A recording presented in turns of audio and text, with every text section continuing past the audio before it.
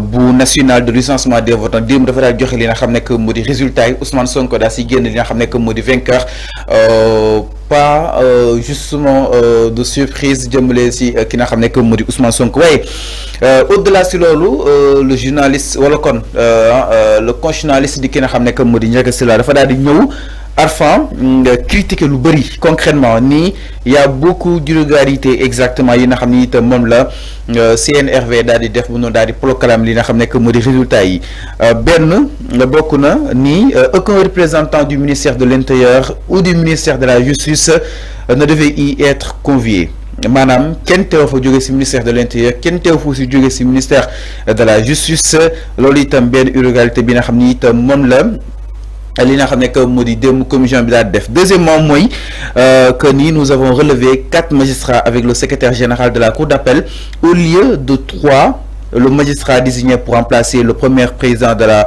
CA de Dakar ne siégeant qu'en cas d'empêchement de ce dernier. Troisième bi Ndiaga Sylla avancé mooy les représentants des candidats ou de liste de candidats font partie de la CNRV. Ils peuvent formuler des requêtes sur lesquelles devront statuer les magistrats. Il ne fallait pas entacher la victoire de la démocratique par méconnaissance des procédures. jàpp na ni itam commission bi xamul li nga xam ne que moo di procédures yi da ko daal di saper exactement loolu lépp nag ki nga xam ne que moo di Ndiaga Sylla daal di koy yëkkati avant si li nga xam ne que moo di commission bi nga xam ne itam moo doon joxe résultats yi mais l'essentiel mooy résultats yi di see gën a am solo exactement Arfan jàpp na ni nag danoo daal di li nga xam ne que moo di salfaañe démocratie beeg tolluwaay bi. oui mais xam nga Ndiaga Sylla bu waxee loolu tamit. il en sait quelque chose peut-être. oui mais pourquoi moom jéemul approché pour moom lu mu wax nii tey ñu bañ ko mu bañ a produire. maintenant ñoom au Sénégal on sait non xam nga au Sénégal xam nga Fallou au Sénégal on sait tous comment ça se passe mooy maanaam nit noonu la mel daa bëgg ñu woo la mais c'est comme ça ça a toujours été comme ça avec l'ancien système mooy maanaam nit dina xam dara day toog ba affaire yi am mu dem ci télé dina non lii c'est du continuer di citer les irrégularités dina am non lii baaxul lii def nañ ko respecté wuñu la procédure normale respecté wuñu lii comme ça dinañ ko bàyyi xel woo ko ne ko kaay ça a toujours été comme ça. mais pour la prochaine fois ñu bàyyi si xel peut-être. d'accord je suis d'accord avec ça. je suis d'accord avec ça. il l'a dit maintenant nañu sepp lu baax ci lu mu wax ñu ranger ko bu baax comme ça bu subaa ñu bañ a répéter waat les mêmes erreurs. Maintenant il faut pas voir que moom Ndiaga Sylla wax na léegi tout ce qu'il a dit dans l'ensemble c'est pas bon déedéet je suis pas d'accord. Ndiaga Sylla bu waxee c'est aussi quand même un expert électoraliste. donc c'est un expert électoraliste moom Ndiaga bu waxee na autorité yu xool ndax bu fekkee lu mu wax méngoo na ak li am wala bu fekkee moom Ndiaga Sylla lu mu wax loolu moo am. nañ ko jël seppi lu baax li jéem ko corriger bu subaa ñu bañ a amaat les mêmes erreurs. man loolu laa xam parce que il fait aussi partie de la démocratie moom Ndiaga Sylla donc ñu mel ni Ndiaga Sylla soxna leen ci Sénégal bi bu fekkee ñoom lu ñuy wax Sénégal moo leen ñor. donc on est preneur les Sénégalais sont preneurs là où je suis pas d'accord bu fekkee nit dina wax benn wax ba pare jël parti pris.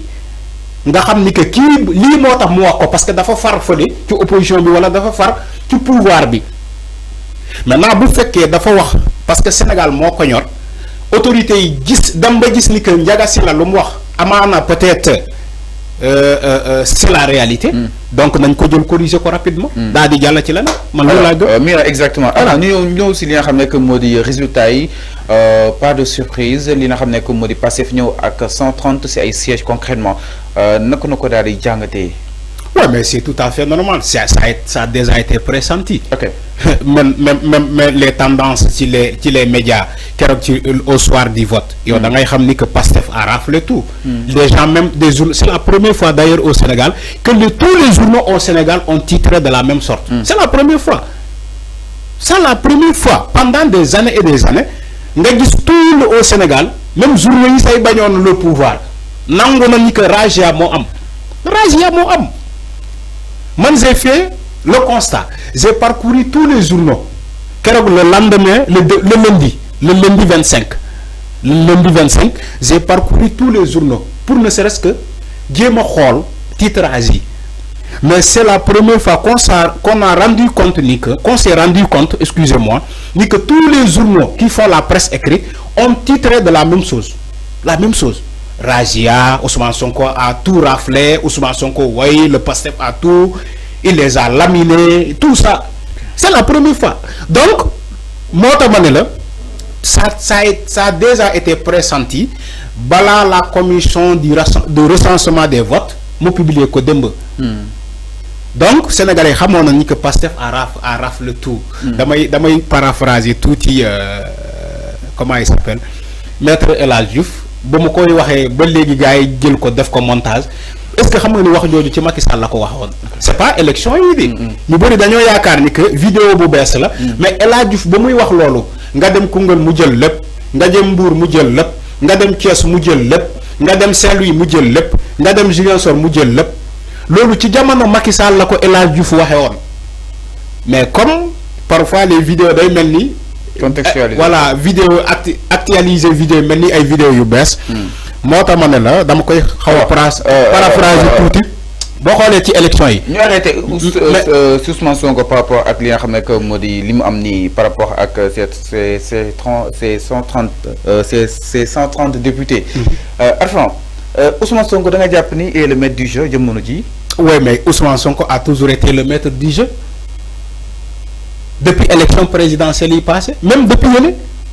Élection législative, élection locale 2017, élection législative, élection législative 2022, Ousmane Sonko a toujours été le centre du jeu. Il a toujours été le centre du jeu. N'importe quelle élection yi passée, Ousmane Sonko, il est le maître du jeu. Il a toujours été le maître du jeu. Bon, on est la nouvelle classe politique au Sénégal. Politique Sénégal, Diamano Bini. Mais c'est Ousmane Sonko qui est le patron de la politique sénégalaise, Diamano Bini. Je crois que toutes les partis, ou bien tous les partis, l'acceptent. Quand je dis toutes les partis, moi, madame, les points composantes. Quand je dis les partis, tous les partis, moi, madame, les partis politiques. Okay. Mais quand je dis toutes les partis, moi, madame, les secteurs composants. Donc, tout le monde accepte aujourd'hui que c'est le Ousmane Sonko qui est le patron de la politique sénégalaise. C'est la réalité. Nga accepte ko, lolu mo am. Nga bañ ko, lolu mo am. Te mëno ci wéddi chiffres. Parce que chiffre mo ta ñu wax. Ñun dañuy waxanto. Waxuñu ko parce que le visage de Ousmane Sonko nous plaît. Waxuñu ko parce que Ousmane Sonko jantal boy là, il nous plaît. Non, non, non. On a interrogé les chiffres pour le dire. Bon, interroger les chiffres, tu sens nettement que Ousmane Sonko, aujourd'hui, il est le patron de la politique sénégalaise. Il est donc le centre du jeu. Okay. Donc, pour répondre à ta question, alors, exactement. Quand il est faiseur de roi, Ousmane Sonko est faiseur de roi, de cette élection présidentielle. 2024, avec choisir Diomaye. Balamou choisir Diomaye, qui est parrainage, il a dit il faut aller parrainer, comment dirais-je, la liste 111, je ne sais pas, 111. Moi, madame, le numéro de parrainage de Diomaye, c'est 111, non? Mais Ousmane Sonko, quand il a dit, Demlen parrainer 111, mais on a vu le partage de ce numéro-là dans les réseaux sociaux. Sénégalais partagent quoi. On a donné même du 1000 francs pour parrainer. On a sa carte d'identité parrainer, pour parrainer, on 1000 francs. Là, on ne l'a jamais vu. Sénégal, on ne l'a jamais vu. Senghor même, qui était peut-être le père fondateur de la nation, Senghor même, Moussouko Am. Senghor Moussouko Am. Abdou Diouf Moussouko Am. Abdoulaye Wade Moussouko Am. Macky Sall mi jógee fii Barke Demba Ndiaye Macky Sall Moussouko Am. Ay nit di la parrainer ba pare teg ci xaalis. Alors c'est clair. Donc moo tax ma ne Ousmane Sonko c'est le génie aujourd'hui redoutable et incontournable dans la politique sénégalaise. Les Sénégalais war nañ ko accepter tel qu'il est. Ñu baña modifier dara. C'est ce qui se passe avec les chiffres. Alors. Il est faiseur de roi. Donc il est le maître du jeu. Alors c'est clair exactement. Mi non par rapport à ki nga xamné que modi Ousmane Sonko dem nak amna li nga xamné que modi 130 députés exactement. Alors ñu daal di ñëw si leneen itam du côté de la régie Babs ginnaaw loolu Arfan par rapport ak Ousmane Sonko ni mu génnee première certes génn première mais Arfan aussi il est question de s'arrêter exactement sur l'électorat d'Ousmane Sonko. Alors si présidentielle yi mi ngi doon am 2,4 millions. donc sax présidentielle mënuñu ko méngale ak li nga xam ne moo di législative. législative